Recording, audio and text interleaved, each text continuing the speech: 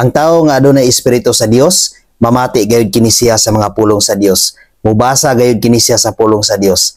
Apan ang tao nga walay espiritu sa Dios, dili siya mamati sa pulong sa Dios ug masuko siya kung imong sangyawan sa pulong sa Dios. Busa igsuon, kung iya ka sa Dios, pamati sa pulong sa Dios ug ikinabuhi kining mga pulong sa Dios. Basa sa pulong sa Dios ug i-apply sa imong kinabuhi ang pulong sa Dios. Ayaw gayud pagahia ang imong kasing-kasing ug ang imong hunahuna alang sa Ginoo. Tungod kay kitang tanan iya sa Dios. Mga niluwas kitang tanan sa Dios. Busa atong ipagamit ug atong i-offer ang atong kinabuhi ngadto sa Ginoo. Unang Juan 4 bersikulo 6. Apan kita iya sa Dios ug ang nakaila sa Dios mamati kanato. Apan ang dili iya sa Dios dili gayud mamati kanato.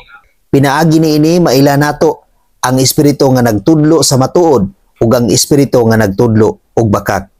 Busa igsuon, tungod kay iya naman kita sa Dios, anak naman kitang tanan sa Dios, ayaw gayud ibaliwala ang pulong sa Ginoo.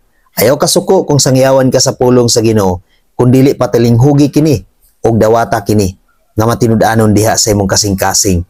Tungod kay iya kitang tanan sa Dios, mga anak kitang tanan sa Dios. Tungod kay ang pag-ila sa tao nga wala kaniya ang espiritu sa Dios, dili gayud siya maminaw niini ug ibaliwala gayud niya kini. Apan ang tao nga adunay espiritu sa Dios, willing gayud siya nga mudawat niini ug willing gayud siya nga mamati niini ug iya gayud kini papuy-on sa iyang kinabuhi.